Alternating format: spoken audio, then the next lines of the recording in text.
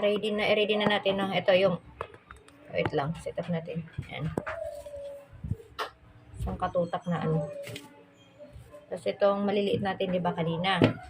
May, ano tayo, no? Ako kasi ito ginagawa ko. Dalawang style ginagawa ko pag nagluluto ng ampalaya. Yung isa, yung lagi nating ginagawa, pinaka-common or basic. Ito yung pangalawa ko. So, ito, asin. Di ba yung ano naman talaga, nagda-direct naman talaga tayo doon mismo sa ampalaya. Doon natin mismo ina-apply yung asin pagkapiga. Tapos ito, ayan, may ready na akong tubig. Ayan, tubig. So, lagyan natin ng asin.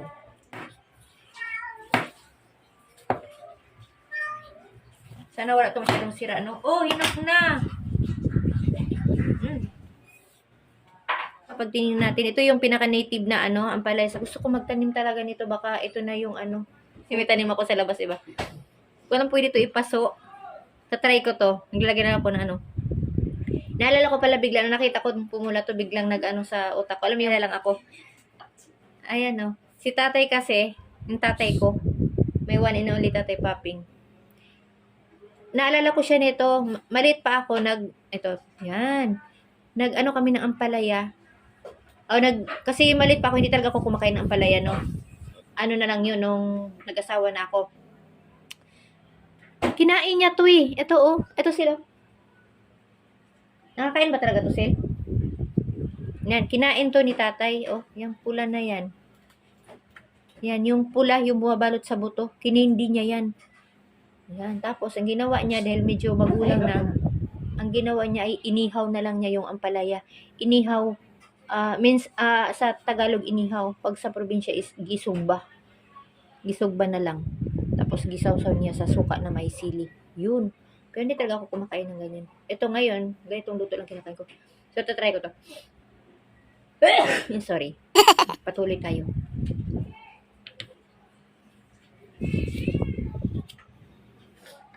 And, di ba, yun nga yung teknik ko para hindi siya mapait. Yan. Yung tubig, lagyan nyo ng asin. Tapos, dyan natin ilalagay para nababad siya. And, syempre, pipigan pa rin naman natin yan. Pero sa inyo naman yung kung anong gusto nyong ano.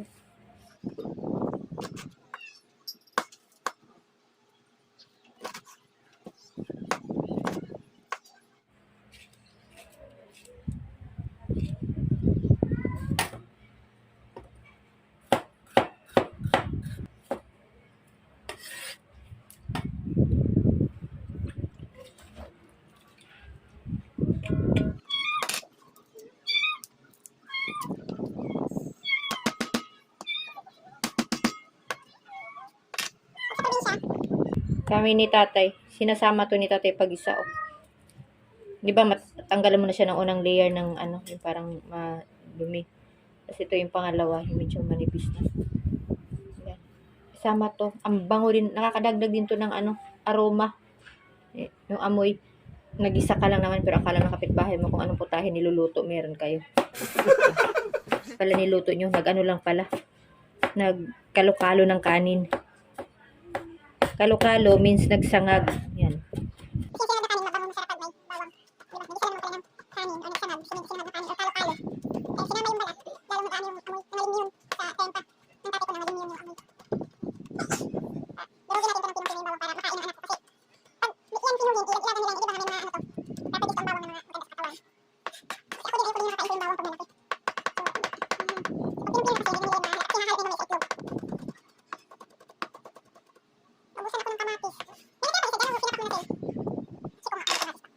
Natirang isa, nugasan ko na rin ito no? Diba? Mas maganda pag bibili ka ng kamatis yung may ganito pa, may pungango pa. Ayan. Lamig niya, oh.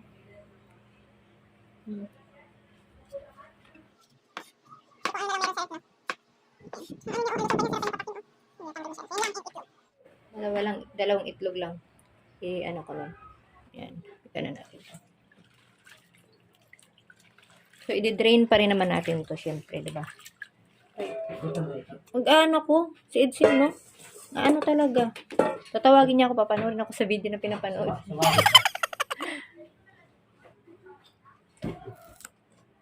Okay na. Ayan. Hindi, crack muna natin yung ano natin. Ito. Kasi hindi natin pwede i-direct dyan. Dahil paano kung may sira yung itlog, no? Paano kung, na-try nyo na ba yan? Nag-direct kayo doon sa niluluto nyo. Pagbasag ng itlog. 'Di ba? Tas sira pala yung itlog. Sayang. Ayan. So far, perfect yung itlog. Dalawa lang talaga ilalagay natin dito kasi hindi naman pwedeng ma-overpower dun yung magmukhang itlog na may unting ampalaya. So, dapat ampalaya na may itlog. Ganun. And yung style ko na yon, nasa sa inyo naman yan kung ano, kasi pag sobrang wala na ring pait yung ampalaya, parang hindi na rin siya masaya kainin. Diba? Kasi nga, para ano pa siya, naging ampalaya na wala na rin mga palang pait. Ang sa atin lang naman, is pwede kainin ng mga anak natin. Yan. Tsaka ako din kasi di ako masyadong maano sa mapapait. Dahil dati nga, di ba? Malit ako, hindi ako kumakain ng ampalaya.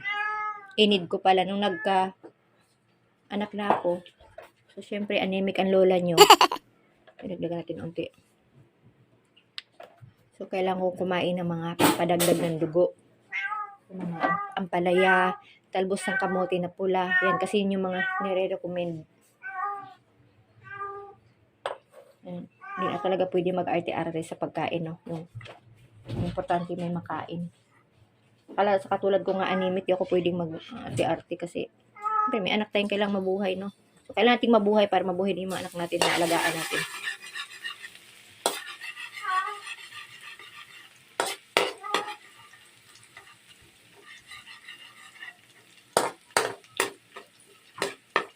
Kaya yung style ko, nasa sa inyo na kung ganyan din ba kayo ng style, yung ibababad sa asin, or yung isa. Kasi yung isa, ginagawa ko din naman yun. Pero itong isa, na kadalasan hindi yata ina-apply halos, yun ang inano ko. Pero wala nang ano, nothing special naman po. Naman din nun kasi, wala lang. Gusto ko lang ano. Pero nasa sa inyo pa rin. Kung gusto nyo talagang, wala talagang pait at all, edi yung isa. Yung asin mismo doon i-apply sa katawan niya, tapos doon mo i-rub or i-squeeze mo ng todo. Lalo na pag siguro may bata ka na, sobrang ng bata, hindi mo halos mapakain ng kahit may kunting pait-pait. Yun, applicable yun, yung ini-squeeze mo talaga. Pero pag yung sa ating mga adult or yung, kasi mga anak ko, high school na yung isa, tapos yung isa, college. So, tsaka sanay na silang sa ganito ang palay na may pait-pait talaga. And okay, sa amin yun. Ilagay na natin siya. Sayang bawat hibla niya. Yan, sabi nila, isa pa daw ang sikreto para hindi pumait ang palaya na para siyang laing. Di ba ang laing, may secret din doon ang laing. Ako nagluluto din ako ng laing eh. Wag lagi haluin. Kasi para daw hindi siya pumait. So, yan. Ito, isang kutsa muna natin to. Okay, siyempre.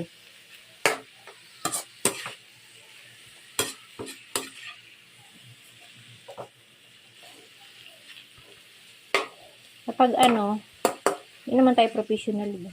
Lang style lang din naman to. Kanya-kanya naman yung, sa akin kasi pang nanay lang talaga to na, sa mga, di magaling magluto. Yan, membro ako dun. Di magaling magluto pero gustong magluto. So, yan. Yan na lang muna, tatakpan natin yan. Ngayon, lagay pala muna natin yung natin. Kalimutan ko. Itong ating kamatis. Oh, di ko masyado tanggal yung buto, oh. Matigas kasi siya.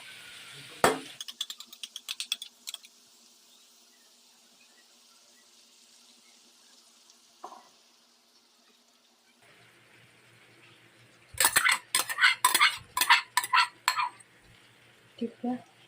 Kita nyo, sarap na tingnan, oh. Hindi ko pa yung nahalo uli. Mamaya na lang. Tapos, lalagyan ko na yan ng, panimpla. Lagyan pala natin unting paminta. Ano pa yung nilalagay ko? Hindi na ako naglalagay ng iba pang mga sahog. Ito, panimpla. Ito lang.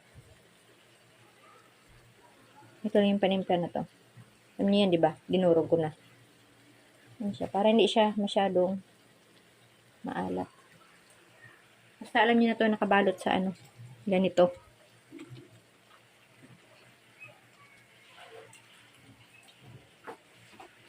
And kunting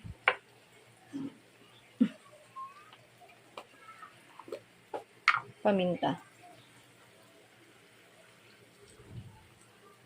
Yan. Ayan lang.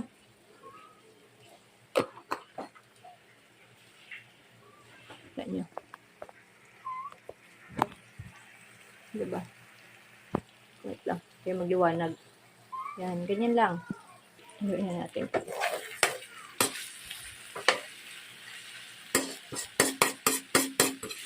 Mahinang apoy lang din po.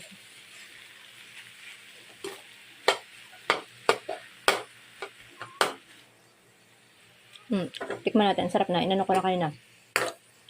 Ayun, green na green pa. Sarap na siya.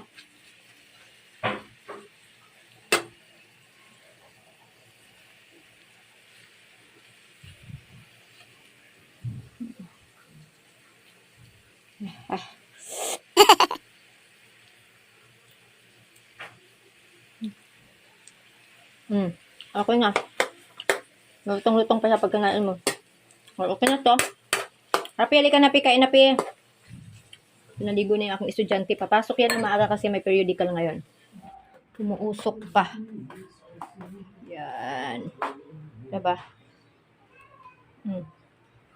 Palaya. Umuusok pa. Yan yung tinira ko kasi ano ko yun mamaya tatanim. Diba? Yan lang. Simple lang. Wala akong ibang tinimpla dyan. Legit yun. Try nyo. Isang cubes lang. Tapos paminta. Yan. Sarap po. Ninamnam niya. Hindi siya masyadong appealing sa mata kasi yung green na ano ito? Kamatis kasi. Pero dapat yung pula. Mas maganda tingnan. So yan. Kain na kayo na lang. Kutsara ni Happy. Happy! Yan. Nandito na naman yung aming yung aming ampon. Wait lang. Ayan, Napi. Yan. Maaga pa lang nandiyan na yun sa... Hello? Bawal ka niyan. Ang palaya yan. Pusa yan ang kapitbahay namin. Ha? Yung ano ko? Di pa namin natatangkal, Di nakakabit sa TV. Balak namin ilagay ito sa may likod ng pintuan. Wala, hanggang ngayon. Dito namin ilagay, kasi sayang naman yung balon, no? Ito namin wala ilagay, Dito. Yan. Pichi. Pichi. Ayun, si Pichi. Yan. Ito si Creamy. Ito yung mahilig sa gulay. Creamy. Oh! Tapos, ayan. Yan. Ito yung nila. So, yan lang muna. Yan, ang ganda ng panahon sa labas. Ayan. Kita na yung sinampay sa kabilang building. Pero doon, may screen kasi. Yan, sinampay yun sa kabila. Diba? Yun yung mga halaman ko. Diligan na yan. Yung kamatis ko, wala. Pinutol ko na kasi wala din naman. Nagbulaklak siya pero natatanggal. Ang ganda ng panahon. Mas okay na ito na tinitira namin ngayon. Nakakalangap-langap na kami ng langap na kami ng preskong hangin. Hindi katulad dati sobrang kulog. Taba nila, Naputo lang to. Naputo to. Ito yung original talaga. Doon pa sa kabilang bahay. Ang payat. Uy, may pumasok na paru-paro. Wala. Wait lang. Wala na. Nandito lang yun. Nakapasok na paru-paro, ate. Sakto lang. Parang pa-black. Kaya nga, baka nila. Wait lang.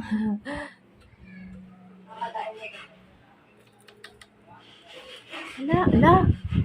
Pero parang dito lang talaga yun, Kasi sa balik dito, Ala. Ay, na. Ha? Yan, nagsisikap. May pumasok na paru-paro. Uwi ka na? Uwi ka na sa inyo. Bawal ka naman yan ang palaya. Mamaya, bilang kitang whiskas kasi nag-ano. Ha? Ay, wala. Bigat na yun sa katawan yan. Tabatsi na yan, Kiss agad. Bye-bye na. Paplansya pa pala ako.